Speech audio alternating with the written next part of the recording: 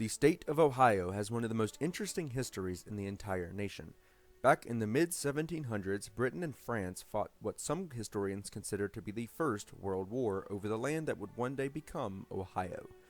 It was also the first state admitted to the Union from the Northwest Territory, and it almost fought an interstate war with Michigan over a territorial dispute. I wanted to focus on that last one, which is the topic of this video: why Michigan and Ohio almost fought each other, and what led to what is today known as the Toledo War.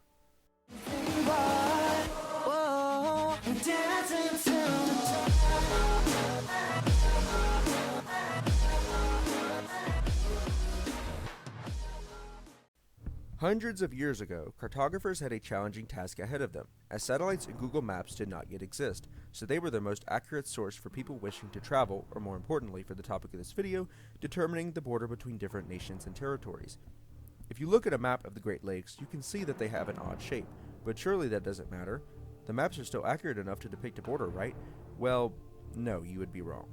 In 1787, the Northwest Ordinance created the Northwest Territory, which is made up of 6 states today: Ohio, Michigan, Indiana, Illinois, Wisconsin, and parts of Minnesota. The plan for Ohio was to draw the northern border parallel to the tip of Lake Michigan, all of the way to Lake Erie and the Maumee Bay. This would be very strategic for Ohio, as they would get a ton of Lake Erie coast and still control the entire Maumee Bay, because navigation by water was the most effective way of transporting goods and services in the 1700s and the 1800s. However, as previously shown, the maps at the time failed to show that Lake Michigan ran further south than previously expected. Ohio had a plan for this, however, to angle the border running southwest from the bay, as they did not want to give up the access to the Maumee Bay as well as to the mouth of the Maumee River. The Ohio Territory became the 17th state on March 1, 1803, and everything was smooth sailing, no pun intended, until the 1830s when the Territory of Michigan was created. The Territory of Michigan was created in 1805 and applied for statehood in the early 1830s. This was not an issue until Michigan claimed that the boundary which was meant to be drawn, the line perpendicular to the tip of Lake Michigan onwards, was correct, and thus their claim crossed over with Ohio's, creating a small strip of disputed territory known as the Toledo Strip, named after the small city of Toledo which resided within the gray area. Given that both states claimed the territory, it promptly led to a dispute. The entire congressional delegation from Ohio, 19 representatives and 2 senators, refused to back Michigan's statehood and urged other states to do the same, whereas Michigan only had 1 congressional representative that, given Michigan's lack of statehood, had no voting power. Ohio also further fueled the growing tensions by creating Lucas County within the Toledo Strip area, named after the current Ohio governor, Robert Lucas. 7th President Andrew Jackson oversaw this dispute and knew something had to be done. Ohio was a swing state, and in order to win re-election in 1832, as well as to help strengthen his base within the Democratic Party, he needed to support Ohio's claim even if it was not correct. However, his Attorney General claimed that without congressional intervention, the land legally belonged to Michigan.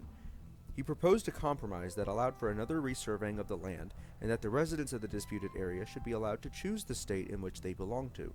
While Ohio accepted the proposal, Michigan's governor, Stephen T. Mason, did not, and began preparations for a possible armed conflict, and that's exactly what happened.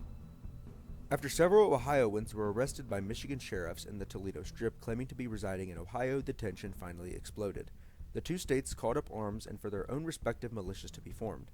The entire war, if you really want to call it that, only lasted for 1 day, with a few shots fired and a few sheriffs getting stabbed. In response for provoking war with Ohio, Jackson dismissed Michigan's governor. Unfortunately for Michigan, they finally saw the writing on the wall, which was that the only way they were going to be granted statehood was that they had to acknowledge that Ohio's claim, even though it was incorrect, was correct. In exchange for relinquishing their claim to the Toledo Strip, they were given the Upper Peninsula, Wisconsin, in a compromise, resulting in Michigan being admitted to the Union on January 26, 1837 as the 26th state. In the end, Ohio kept their land, and after draining the swamps, was able to use the land for growing much-needed crops like corn, soybeans, and others, despite believing the territory to be useless except for fur and lumber. Michigan discovered valuable minerals in the Upper Peninsula like copper, gold, and iron. And lastly, Andrew Jackson maintained the support of Ohio in his successful re-election campaign in 1832, so everyone won something out of this, right? Thank you all so much for watching this video. I really hope you enjoyed it, as this has been a video long in the making. The purpose of this was initially to dive into the relationship between Ohio and Michigan and how their historic rivalry actually matriculated into arguably the most intense and well-known college football rivalry in the nation, between the Ohio State Buckeyes based in Columbus, Ohio, and the Michigan Wolverines in Ann Arbor, Michigan. And seeing as how these two meet again tomorrow, I figured that it was a perfect time to learn about the Toledo War and what came with it. A huge thank you to my good friend Ren for his amazing artwork, as this video would not have been as creative nor as entertaining without his awesome work. You can check him out on social media with the link down below in the description. If you liked this video, hit the like button down below. Also, feel free to leave a comment down below and subscribe to the channel if you are not already for more awesome content like this. Thanks again for watching, and may the best team win tomorrow.